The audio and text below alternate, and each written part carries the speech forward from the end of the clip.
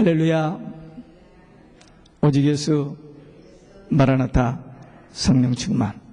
오늘도 하나님의 집에 나와서 예배하는 여러분들에게 우리 아버지 하나님의 은혜와 평강이 넘치길 주 예수 그리스도의 이름으로 축원합니다. 예수님께서 세상에 오셔서 30년 동안 준비를 하셨어요. 그리고 3년 동안 천국 복음 전하시다가 십자가에 죽으셨습니다. 부활하신 후에 40일 동안 계시면서 제자들에게 마지막으로 사역을 하셨습니다. 그리고 승천하시기 직전에 제자들이 하나님의 나라를 회복하실 때가 이때입니까? 라는 질문을 받으시고, 때와 기한은 아버지께서 자기 권한에 두셨으니 너희 알 바 아니요 하시고 그 다음에 세 가지를 부탁하셨습니다. 오늘 본문을 통해서 예수님께서 승천하시기 전에 부탁하신 말씀이 무엇인지 우리에게 이 시간 주시는 하나님의 말씀을 함께 받겠습니다. 첫째는 예루살렘을 떠나지 말라 하셨습니다. 예루살렘은 유대교, 기독교, 모슬렘의 성지입니다. 그래서 모든 세상 사람들의 관심이 예루살렘에 있습니다. 캐톨릭에서는 거기다 바티칸을 지으려고 청사진을 다 만들어 놨어요. 지치는 아직 못했습니다. 기독교와 유대교와 모슬렘이 함께 성전을 지차는 말이 2009년 8월 5일자 인터넷에 떴습니다. 그 운동이 지금 벌어지고 있어요. 자료는 다 만들어져 있고 1년이면 짓습니다. 하여튼 이 예루살렘, 하나님도 예루살렘에 관심을 두고 있고 이 지구상에 있는 모든 나라와 모든 사람들도 예루살렘에 관심을 두고 있습니다. 이 예루살렘은 아브라함이 이삭을 번제로 드렸던 그 장소입니다.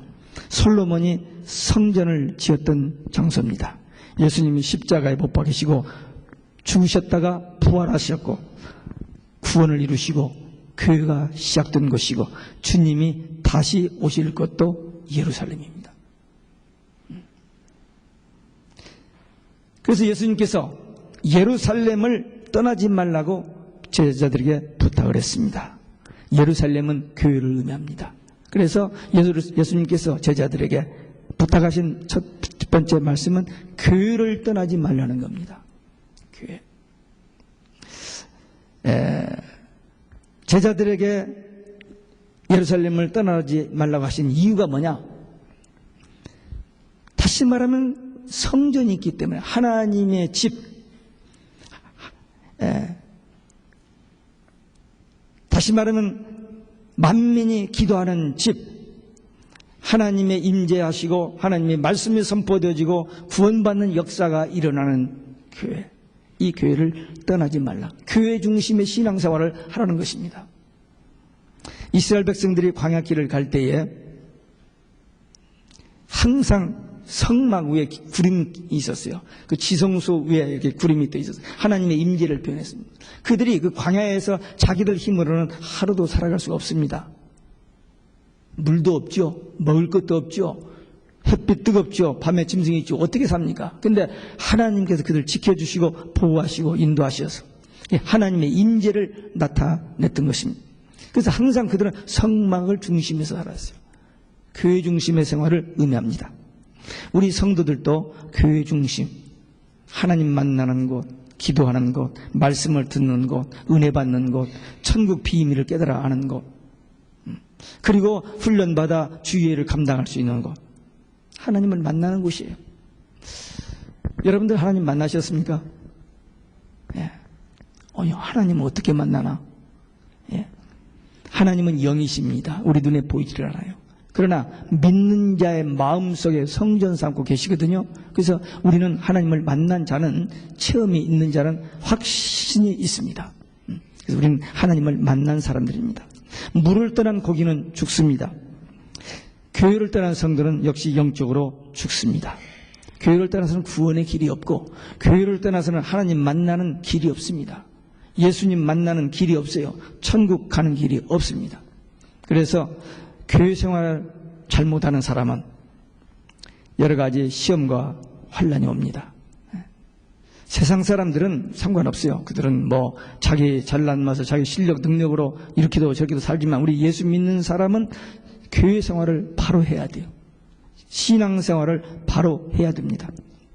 근데 어떤 사람들은 교회 생활하다가 아무 그냥 미련 없이 그냥 구원, 교회, 영생, 천국 미련 없이 그냥 버려버리는 그런 사람들이 있어요. 그러나 우리는 신앙생활, 교회생활을 바로 하면 하나님이 주시는 위로가 있습니다. 평안이 있습니다.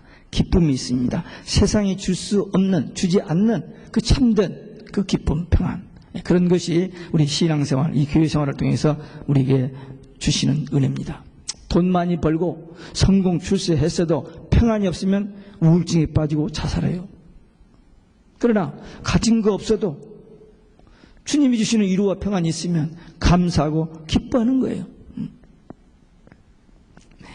이 땅에서 문제없고 완전한 교회는 없습니다. 예루살렘 초대교회, 그 성령 충만한 교회에도 나름대로 문제가 있었습니다. 여러 가지 시련이 있었고 고난이 있고 핍박과 어려움, 분쟁들이 있었습니다. 그래도 주님께서 마지막으로 부탁하시기를 교회를 떠나지 말라는 거예요. 비록 사람들이 모이는 곳이니까 말도 많고 뭐 이렇게 해도 그래도 교회밖에 없으니까 교회를 떠나지 말라 그랬습니다. 예, 교회에 와서 엎드려 기도해야 됩니다. 말을 많이 하지 말고 기도를 많이 해야 돼요. 근데 현대교회는 말이 많아요. 하여튼 말만 하면 너 교회 다니냐, 버스에서 싸우면 너 교회 다니냐, 교회 가서 싸우지 왜 여기서 싸우느냐 할 정도로 교회가 말이 많고 싸움이 많아요. 잘못된 교회입니다. 교회는 조용히 와서 기도하는 곳입니다. 만민이 기도하는 집. 근데 떠들면 돼요? 안 돼요. 저 예배, 주일날 예배 저 들어올 때 저 앞에서 인사 너무 크게 하면 안 됩니다. 여기 미리 와서 기도하고 있는데, 아유, 물론 반가우니까 오랜만에 만나면 반갑기도 하겠죠. 그러나 그 소리 질러가지고 안에 있는 사람이 기도하다가 방해되면 안 됩니다. 조용히. 구제할 때도 조용히, 기도할 때도 조용히, 금식 기도를 할 때도 조용히, 은밀, 하나님이 다 보고 알고 계시니까 그 떠벌리지 말고 조용히 하라는 거예요. 교회에서 직원회를 하면요, 직원회 와서 의장하고 손들고 이 얘기하는 곳을 알고는 나는 할 얘기 없으니까 안 간다는 거예요. 그런 데가 아닙니다.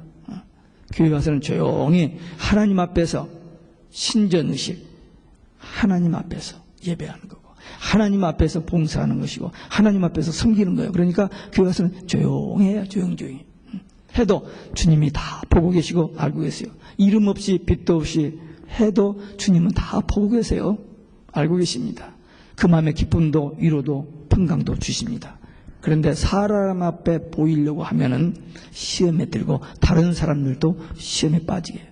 그래서 우리는 조용히 주님 앞에 나오면 기도하는 일에, 말씀 듣는 일에 집중해야 돼요. 말씀과 기도, 찬양, 예배에 집중해야 됩니다.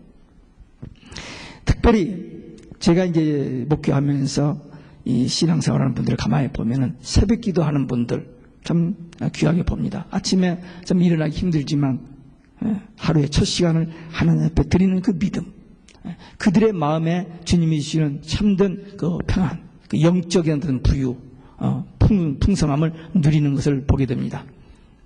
그래서 예수님도 새벽 기도 하셨고 우리도 새벽을 깨우는 자, 새벽을 깨우는 성도들, 성령 충만한 성도들입니다.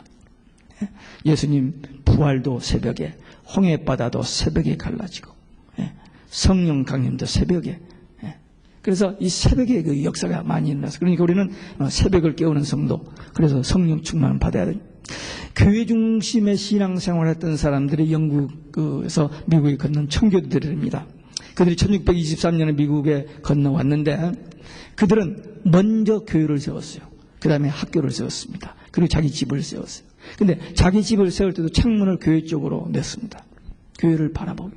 그런 마음. 그게 너무 형식이 아니에요. 그 마음, 그 중심이 그랬습니다. 동네 길을 내도 교회 쪽으로 이렇게, 교회로 가는 길을 이렇게, 그렇게 하나님 중심, 교회 중심 했기 때문에 하나님께서 그들에게 복을 주셨던 겁니다. 그래서 그들이 얼마나 많은 복을 받았는지 우리 눈으로 보고 있는 바입니다. 여러분들도 이 청교도들처럼, 그리고 초대교회 성도들, 예수님 분부하신 대로 교회를 떠나지 않은 것처럼 사랑하는 성도 여러분들도 항상 교회 중심의 신앙생활에서 늘 승리하는 여러분들이 되시기를 주 예수 그리스도 이름으로 축원합니다. 두 번째, 아버지의 약속하신 것을 기다리라 하셨습니다. 아버지의 약속하신 것이 뭐냐? 성령입니다. 이제 성령에는 성령 세례가 있고 성령 충만이 있습니다. 성령 세례는 복음을 듣고 예수님을 영접하고 죄를 회개하고 예수님을 영접하면 우리 안에 예수의 생명, 하나님의 영이 내주 임재하십니다. 그게 성령 세례라고 그렇게 얘기해요. 근데 성령 충만은 뭐냐? 계속적으로, 지속적으로 우리 속에 어두움, 죄, 이런 악한 것들, 분노, 미움 이런 것들이 밀려나가고 주의 평안과 위로와 기쁨과 말씀 이런 것들로 늘 채워져 있는 상태, 성령 충만한 상태입니다. 그래서 우리가 사모할 것이 뭐냐? 약속하신 것을 기다리는 이 성령 충만을 사모하고 기다려야 됩니다. 우리 예수님께서 제자들을 택하셔서 3년이나 훈련시켰습니다. 그런데도 예수님이 어려운 일을 당했을 때 다 흩어져버렸어요. 힘이 없어. 지식 가지고는 안 되는 거예요. 자기 의지 가지고 자기의 어떤 능력 가지고 안 되는 겁니다. 오직 나의 신으로 되느니라. 오직 성령으로 됩니다. 그렇기 때문에 우리가 예수님께서 제자들에게 부탁하신 것도 그래서 성령 충만을 사모하고 기다리라. 그래서 우리도 성령 충만을 사모하고 기다려야 됩니다. 전에는 우리 의지대로, 우리 생각대로, 우리의 감정대로, 욕심대로 살아도 됐어요. 그러나 이제 예수 믿고 신앙생활 하면은 내 뜻, 내 의지, 내 욕심, 내 생각을 내려놓고 성령, 말씀과 성령께서 가르쳐 주시는 대로 순종하며 살아가야 돼요. 그래야 그게 성령 충만한 삶입니다. 성령께서 우리 안에 계시면요, 우리 상담해 주십니다. 위로해 주십니다. 깨닫게 하시고 가르쳐 주시고 인도해 주십니다. 세상 그 누구도 줄 수 없는 해답을 성령께서는 주셔요. 세상 그 누구도 우리에게 줄 수 없는 참된 평안을 성령께서 주십니다. 그러니까 이 성령 충만함을 사모해야 돼요. 이 귀한 은혜를 아무에게나 너 가져 그렇게 주지 않아요. 그 진리를, 그 가치를 깨닫고 사모하는 자에게 주시기 때문에 예수님께서 제자들에게 그렇게 부탁했던 거예요. 그냥 다 주어버리면 되잖아요. 근데 그렇게 안 해요. 너무 귀한 거기 때문에 그 가치를 모르는 사람에게는 주면 돼지에게 진주를 주어봐요. 가치를 모르잖아요. 그래서 사모하고 기다리는 자에게 그 성령을 주시면서 예수님께서 저들에게 부탁했던 것입니다. 우리 마음은 그릇과 같습니다. 우리 입에서 불평이 나온다. 그 속에 뭐예요? 불평이 있기 때문에. 원망 우리 속에 있기 때문에. 미움, 분노 우리 속에 있는 것이 나오게 되어 있습니다. 우리 속에 감사가 있으면, 기쁨이 있으면 자연스럽게 감사, 기쁨, 위로, 용서, 사랑 이런 것들이 나오게 되어 있습니다. 그 그릇에 무엇이 담겨져 있느냐에 따라서 그 그릇이 결정되어집니다. 밥이 담겨 있으면 밥그릇, 국이 담겨 있으면 국그릇, 보배가 담겨져 있으면 보배 그릇이요. 고린도후서 4장 7절에 보면 우리는 질그릇과 같은데 이 질그릇 안에 보배가 있다고 그랬어요. 우리 질그릇은 놓으면 깨져버려요. 참 약합니다. 그러나 우리 속에 보배가 있는 거예요. 예수, 복음이 있는 겁니다. 그래서 우리가 귀한 겁니다. 우리 안에 성령으로 충만하면 세상 것 다 없어도 기쁘고 평안하고 행복합니다. 그러나 우리 안에 성령이 없으면 세상 것 다 가졌어도 그래서 제가 늘 하는 영어 있잖아요. 또 한 번 해요. 우리 노인 권사님들은 몇 번 들었어도 잊어버렸겠죠. 다시 한 번. If you have nothing but Jesus, you have everything. 아무것도 없지만 예수님만 있으면 모든 거 가진 것이고, You have everything but without Jesus, you have nothing. 세상 것 다 가졌는데 예수 없으면 아무것도 없는 거예요. 맹탕이에요. 우리는 예수, 성령 이걸 사모하고 기다려야 됩니다. 세상 사람들은 겉모양을 중시합니다. 그래서 많이 꾸며요. 학위로 꾸미고 사장님, 회장님 이런 것들로 막 꾸밉니다. 그것들 정말 어떤 때는 필요하지만 정말 중요한 건 아니거든요. 그거 다 있어도 마음이 평안이 없으니까 우울증에 걸리니까 자살하고 죽잖아요. 마음의 평안, 기쁨, 이 속에 있는 것이 그렇게 중요합니다. 박사학위 가졌어도 그 속에 마귀가 있으면, 큰 회사 사장님도 그 속에 마귀가 있으면 불행합니다. 우리 속에 뭐가 있느냐가 그렇게 중요해요. 여러분들 속에 뭐가 있는가 한번 만져봐요. 이렇게. 뭐가 있어요, 여러분들 속에? 아무것도 없어요. 그러나 영적으로 보면 우리 안에 성령님이 계십니다. 그게 우리 예수 믿는 사람의 특성이에요. 겉은 세상 사람들과 똑같아요. 어떻게 보면 별로 내세울 것도 없지만, 그러나 우리 속에는 우주 만물을 창조하신 하나님이 영으로 우리 안에 성전 삼고 계셔요. 그래서 마음의 천국이 이루어진 겁니다. 이 놀라운 비밀, 세상 어디 가서 알게 됩니까? 교회에서밖에는 가르쳐 주는 데가 없어요. 이 복음을 들었고 깨달았고 믿는 우리들, 우리 안에 계신 성령님으로 충만해지면 우리가 참된 기쁨과 평안을 누릴 수가 있습니다. 예수님께서 마지막으로 부탁하신 성령 충만을 사모하고 기다려라, 이 말에 아멘 해야 됩니다. 이 말씀을 들은 사람들이 500명이었어요. 500명이 있는데 380명은 좀 바빴어요. 좀 그래도 좀 빠릇빠릇한 사람들이었나 봐요. 그래가지고 어포인트먼트, 비즈니스, 그 다음에 컨퍼런스 이런 것 때문에 바빠서 가버렸고, 120명만 별로 특별한 일도 없고, 그래서 갈까 말까 하다가 거기 가보지 하고 거기 앉았다가 열흘 동안 기도하다가 그만 성령 받은 그들이, 별로 특이하지도 않던 그들이 오순절 성령 받고 그 시대를 변화시키는, 복음화시키는 하나님의 일꾼들로 쓰임 받았습니다. 이 약속이 마지막 때 또 한 번 있습니다. 이 초대교회 성도들이 받은 그 성령은 이른비 성령이에요. 근데 계시록에 보면 늦은비 성령이 있어요. 7명 되는 7배 강한 성령. 그래서 마지막 3년 반 동안 강력하게 추수사명 복음 전하는 일꾼들로 하나님께서 세우신다고 약속하셨어요. 그 약속 붙들고 기도하는 사람들이 늦은비 성령 받으면 놀라운 역사를 감당하게 됩니다. 그래서 이 말씀을 통해서 우리는 그 말씀까지 연결해서 우리가 생각해야 됩니다. 성령이 충만할 때 우리에게 위기가 오고 근심 걱정, 근심되는 일이 많이 와도 그걸 이겨낼 수 있어요. 근데 성령이 충만하지 않으면 그냥 고민하고 그냥 거기에 눌려서 질질 끌려다니면서 불행한 삶을 살게 됩니다. 우리가 우리 힘으로는 못하지만 성령께서 함께 하시면 성령의 능력으로 승리하고 모든 것을 할 수 있어요. 그래서 예수님께서 성령 충만함을 사모하고 기다리라고 했습니다. 여러분들이 부르심과 택하심을 받은 하나님의 자녀인 거 분명합니다. 사모하고 기다리면 분명히 성령 충만하게 해주시고 세상을 이길 수 있는 힘, 죄를 이기고 모든 유혹을 이길 수 있는 힘을 성령께서 주십니다. 두려워하는 마음을 떨쳐버리고 주님이 주시는 위로와 평강을 누릴 수 있고 어떤 위기도 역경도 이겨낼 수 있는 승리하는 자가 될 수 있습니다. 예수님께서 승천하시기 전에 부탁하신 것, 성령 충만함을 사모하라. 이 말씀대로 교회에 나와서 엎드려 기도하여 이 성령 충만함 받고 주의 뜻에 귀하게 아름답게 쓰임받는 성도들이 되시기를 주 예수 그리스도의 이름으로 축원합니다.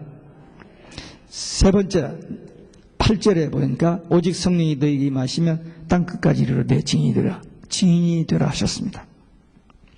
약속의 말씀을 붙들고 사모하며 기다리면서 기도하면 이 성령 충만함을 받고 그 성령 충만함을 받으면 그때 주님이 주시는 그 권세와 능력 가지고 그 권능을 가지고 땅끝까지 이르러 증인이 된다는 것입니다.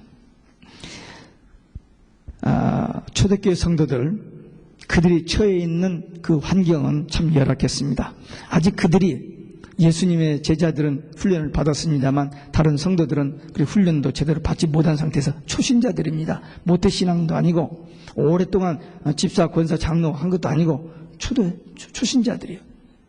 그리고 그들이 처해 있는 사회적인 환경은 노마의 속국입니다. 노마에게 정말 무섭게 착취당하는 그런 어려운 때입니다.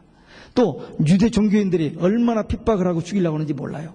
그러니까 이 예수 믿는 신앙을 갖는다는 게 여러 가지로 서하면초가입니다. 그런데 복음을 듣고 이제 예수를 믿게 됐다. 그 어려운 환경 속에서도 나가서 복음을 전한 것, 이 주님의 말씀대로, 그리고 성령의 능력이 그들이 있었기 때문에 그 사명을 감당할 수 있었던 겁니다. 성령이 너에게 임하면, 성령의 권능을 받고 성령께서 주시는 힘으로, 능력으로 복음의 증인되라는 것입니다. 이 주님께서 세 번째 제자들에게 주신 말씀입니다. 복음의 증인된다. 저들의 환경은 그런 일을 할 수 있는 여유가 없는 상태에 있지만, 그러나 성령이 임하니까 복음을 전했고, 그들이 복음을 전해서 오는 그 불이익, 여러 가지 불편하고 고생스럽고 어려운 것들 얼마나 많은지 몰라요. 그런데도 기쁨으로 감당할 수 있었습니다. 잡혀갑니다. 매를 맞습니다. 매를 맞고 기뻐하면서 나왔다고 그러잖아요. 사도행전 5장에 보면. 네. 순교한 사람이 있습니다. 스데반 집사 돌에 맞아 죽잖아요. 복음 전하다가. 스데반 집사. 그런데 그 얼굴이 얼마나 기쁨에 넘쳤던지 얼굴이 천사같이 밝았다고 그러죠. 그리고 자기를 돌로 쳐 죽이는 사람들을 위해서 용서하기 위해서 그들을 위해서 기도해 주잖아요. 그 미쳤습니까? 그 사람이? 아니죠. 미친 게 아니죠. 정상이고도 정상이죠. 왜? 성령이 충만하기 때문에, 하나님의 세계가 보이기 때문에, 죽음 이후에 영원한 천국에 대한 약속, 그 믿음이 확실하기 때문에 지금 자기가 당하는 그 고난, 그 죽음에 대해서 초연할 수 있었던 겁니다. 우리에게도 이런 성령 충만함이 있으면 환경을, 여러 가지 어려움과 위기를 초연할 수 있는 그 힘이 하나님께로부터 우리에게 옵니다. 그럴 때에 우리에게 주신 사명, 복음 전하는 사명을 감당할 수 있습니다. 주님의 지상 명령입니다. 주님이 마지막으로 부탁하신 말씀, 증인이 되라. 마태복음 28장 19절에도 너희는 모든 족속으로 제자를 삼아. 마가복음 16장 15절도 너희는 온 천하에 다니며 만민에게 복음을 전파라. 사도행전 1장 8절 땅 끝까지로 증인이 되라. 주님의 마지막 부탁입니다. 그게 하나님의 소원입니다. 아니, 교회가 부흥하면 예수님이 수집하는 게 뭐가 있습니까? 아니, 예수님이 천국 가시는데 이 교회 부흥하고 전도해서 교회가 부흥하면 뭐예요? 천국 복음 듣고 구원받고 천국 가라는 거예요. 우리도 신앙생활하면서 전도하는 것이 교회 부흥을 위한 수단이 아니고, 내가 예수 믿고 보니 이게 복된 것을 깨닫고 이것이 그 세상 어떤 것과도 바꿀 수 없는 귀한 것인 줄 알고 그걸 모르는 사람들에게 이걸 전하고 싶은 그 사랑의 마음, 거기서 복음을 전하는 거지. 목사가 전도하라고 하니까 교인 데리고 와서 교회 부흥이, 그게 아니죠. 그게 아닙니다. 복음을 깨달은 자, 천국에 대한 믿음과 소망을 가진 사람은 주님의 이 마지막 부탁을 외면할 수가 없고, 우리가 성령 받았다면 성령께서 시키시는 일은 그 일이거든요. 다른 일이 아니에요. 성령 충만함 받으면 다른 일이 아닙니다. 예배 드리는 일과 복음 전하는 일, 거기에 관심이 있어요. 왜? 하나님이 기뻐하시는 일이고 하나님이 부탁하신 일인데 그거 안 하고 뭐 하겠어요? 그거 하지. 바울도 14권의 서신을 썼는데 마지막 서신, 디모데 전서, 후서 2개 있는데 후서 4장 마지막 장에서 사랑하는 믿음의 아들 디모데에게 부탁합니다. 너는 말씀을 전파라. 때를 얻든지 못 얻든지 항상 힘쓰라. 복음 전하라고 디모데에게 부탁합니다. 오늘 이 말씀은 우리에게 주시는 말씀입니다. 할 일이 많죠. 피곤하죠. 그러나 복음 전하는 일을 하나님께서 그렇게 원하시는 일. 왜? 나도 복음을 듣고 구원받았으니까 또 우리를 통해서만 구원받을 사람들이 있기 때문에, 천사를 통해서 구원하지 않습니다. 하나님은 복음을 깨달은 믿는 자의 성도의 입을 통해서 복음이 전파되게 되어 있어요. 그러니까 저도 누군가를 통해서 복음을 들었어요. 누군가를 통해서. 지난주에도 제가 얘기했었습니다만은 누군가를 통해서 복음을 듣고, 저와 우리 부모님과 우리 형제들과 우리 자녀들이 다 예수를 믿게 된 거예요. 그러니까 누군가 우리 때문에 예수 믿고 그 가정이 구원받고 그 자녀들이 구원받고 그 후손들이 구원받을 수 있는 역사를 하나님께서 지금도 하고 계시고 그 일을 위해서 일꾼을 찾으시고 계십니다. 특별히 마지막 때 얼마 남지 않은 때 마지막 수술을 위해서 이삭 죽기처럼 알곡을 찾는 그 수술 사역을 위해서 일꾼을 찾고 계십니다. 복음을 전하라고 할 때 대상이 없다고 그래요. 많은 사람들이 이렇게 얘기합니다. 다 교회 다니는데 다 교회. 물론 우리가 주로 직장하고 교회하고 있기 때문에 믿는 사람 몇 사람만 알기 때문에 사람을 만날 기회가 없으니까 그건 사실입니다만은 뉴저지 인구가 한국 인구, 이제 미국 사람 빼놓고 한국 인구가 20만이 넘습니다. 20만이 넘는데 지금 200개 교회에 주일날 교회 나가는 사람이 많이 잡으면 3만 명, 4만 명입니다. 많이 잡으면. 출석은 3만 명이 안 될 것 같고 이제 이름 붙이고 그냥 어찌다 한 번씩 가는 사람까지 해서 한 3, 4만 명 잡아요. 나머지 16만 명은 교회에 관계없습니다. 예, 그들은 그만두고라도 그냥 당장 우리 가족 중에서, 우리 자녀들 중에서, 우리 식구 중에서, 우리 친척 중에서, 우리 이웃 친구들, 이들 중에도 아직 복음을 듣지 못한 사람, 아직 예수님을 만나지 못한 사람, 믿다가 실족한 사람, 교회 다니다가 시험 들어서 안 다니는 사람들, 또 이단에 빠진 사람들, 잘못된 종교에 빠진 사람들, 그냥 놔두면 멸망받고 지옥 갈 사람들이 많이 있습니다. 그런데 어쩌다가 우리를 만나서 그들이 복음을 듣고 예수 믿으면 영원한 천국입니다. 한 영혼은 천보다 더 귀합니다. 우리가 많은 사람을 전도해서 이건 욕심이고 교만입니다. 한 영혼을 소중하게, 한 영혼. 그 한 영혼이 구원받는 것이 얼마나 귀한 일인지 그 영혼 구원에 대한 가치 알고 복음을 전해합니다. 우리 예수 믿고 구원받은 성도는 주의 날 교회에 나와서 말씀, 기도, 찬양으로 예배합니다. 이게 우리 라이프의 프라이어리티 넘버원. 우리 인생의, 우리 성도들의 삶 속에서 제일 중요한 것은 이 예배입니다. 왜? 하나님께서 우리를 창조하신 목적이 예배이고, 우리를 구원하신 목적이 예배고, 우리를 천국 가게 하시는 목적도 예배입니다. 천국 가서 좋은 거 많이 먹고 배 터지게 살라고 천국 가는 게 아니에요. 하나님 앞에 예배하라고 천국 데리고 가십니다. 우리를 구원하시고 신앙생활 한 것이 복받아서 그냥 잘 먹고 그냥 손 하나 껌쭉 안고도 그냥 배 터지게 먹고 살라고 복 주시겠다고 우리를 부르신 게 아니에요. 그게 아닙니다. 하나님 앞에 예배하는. 그러니까 첫째 나 구원, 그 다음에 너 구원, 우리 구원이거든요. 그래서 신앙생활의 첫째는 예수 믿고 구원 받아야 돼요. 근데 예배가 그렇게 중요합니다. 계시록 11장을 읽다가 제가 놀란 게 그거잖아요. 마지막 때 추수의 종들이, 늦은 비성맞은 추수의 종들이 복음을 전합니다. 복음을 전하고 어떤 사람들을 찾아내느냐? 말씀 자로치에서 청량해서 찾아내는 사람 누구냐면 성전에서 참 예배하는 자들만 찾습니다. 마당만 밟는 자는 42달 동안 적그리스도 짐승에게 짓밟히도록 내버려 둔다고 그랬어요. 그 예배하는 자, 그들만 예배죄에 보호하십니다. 양육하십니다. 그 다음에 어린 양 혼인잔치 준비하게 합니다. 휴거되고 천년왕국에 들어가서 어린 양 혼인잔치에 참여하게 한다. 그렇게 되어 있어요. 예배가 그렇게 중요해요. 예배 참 중시해야 됩니다. 예배 실패하면 모든 것 실패합니다. 예배에 승리해야 돼요. 그래서 첫째 예배, 그리고 교회에 와서 예배 후에 우리가 갖는 교제가 있어요. 세상에서 이보다 더 가까운 사람이 누가 있습니까? 형제보다도요. 지금 함께 신앙 맞는 우리가 더 가깝습니다. 그리스도의 몸된 교회의 지체입니다. 형제는 주의 몸된 교회의 지체 아닙니다. 아니에요. 부모도 아닙니다.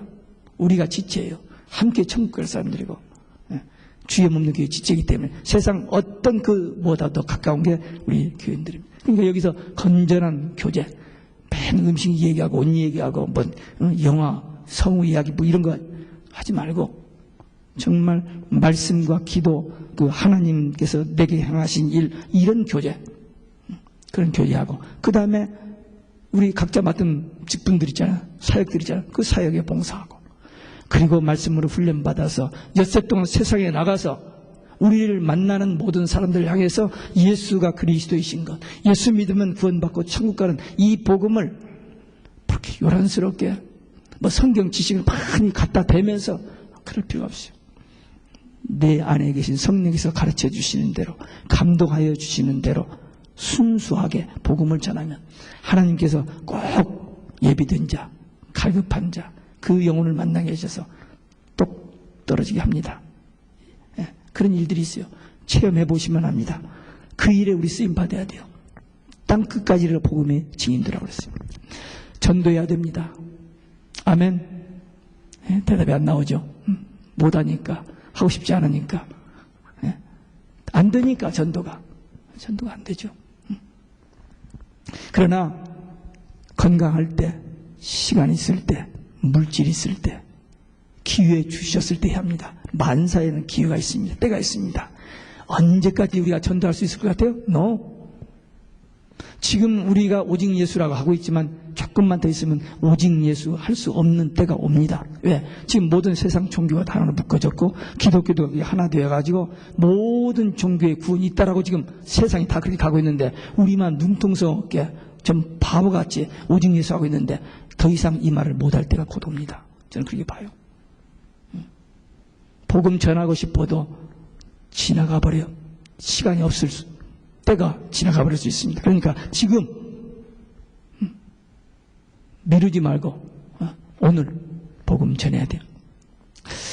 나가고 싶고 하고 싶은 마음은 있는데 안 되는 거 있죠. 성령 충만하지 못하기 때문에 내 힘으로 하는 게 아니에요. 내 입술로 전도하는 게 아닙니다. 내 안에 계신 성령께서 말하게 해 주셔야 전도가 되어지고 열매가 맺어지는 거지. 우리가 할 일은 뭐냐? 기도하고 성령 받아서 성령께서 감동 주시면 나가서 전하는 거예요. 그 열매는 내가 맺는 게 아니야. 내가 구원시키는 게 아닙니다. 성령께서 하시는 일이에요. 우리는 그냥 주님의 마지막 부탁이니까. 주님이 승천하시기 전에 마지막 부탁 하신 이 말씀이니까 오늘 우리에게 주신 말씀으로 받고 전도해야지. 열매가 있고 그 안에 좀 부끄러움을 당하건 말건 대개 사람들이 전도 못하는 이유가 뭐냐면 열매가 없는 것 때문에 또 그 말하고 나서 그 반응 없을 때 그 무한한 거 그것 때문에 그래요. 무한하거나 말거나 욕하거나 말거나 소금을 뿌리거나 말거나 문을 콱 닫거나 말거나 눈을 부라리고 욕을 하거나 말거나 복음을 전해야 돼요. 우리는. 그러면 하나님이 보고 계세요. 주님의 이름으로 그 고난 받는 것, 주님의 이름으로 그 모욕 받는 것, 주님이 우리 위해서 다 모욕 받고 고난 받으시는 것처럼 우리도 그 동참하는 거예요. 그렇기 때문에 하나님께서 그것을 귀하게 여기십니다. 하나님께서 우리를 통해서 덕 보려고 하는 거 하나도 없습니다. 우리가 하나님을 도와줘야 할 것이 없어요. 다 우리에게 복 받고 우리에게 상급 주시기 위해서 시키시는 일입니다. 부탁입니다. 그래서 우리 복음 전해야 됩니다. 그래서 기도해야 돼요. 주님, 성령 충만하게 하옵소서. 그래서 복음 전할 수 있는 내 입술이 열려지게 하여 주옵소서. 내 발걸음을 인도하셔서 예비된 자, 복음 받을 자들 만나게 해주세요. 그리고 기도하다가 누가 떠올라요. 기도합니다. 전화합니다. 만납니다. 어제 아침에도 어떤 분 만나서 얘기하는데 빨리 가서 수영하다가 이렇게 왔다 갔다 하는데 맞은 사람하고 나가서 전도했다는 얘기 들었어요. 어디서 어떤 사람을 만나서 전도할지 몰라요. 우리는 관심을 둬야 돼요. 우리 할 일이니까 주님의 부탁이니까. 성도 여러분, 예수님께서 마지막으로 부탁하신 세 마디 들어서 교회를 떠나지 말라. 성령 충만을 사모하라. 그리고 복음의 증인되라. 이 말씀에 순종하여서 말씀 붙들고 기도하다가 성령 충만히 받고 복음의 증인되는 여러분들 되시기를 주 예수 그리스도 이름으로 축원합니다. 기도하시겠습니다. 우리 한 목소리로 통성으로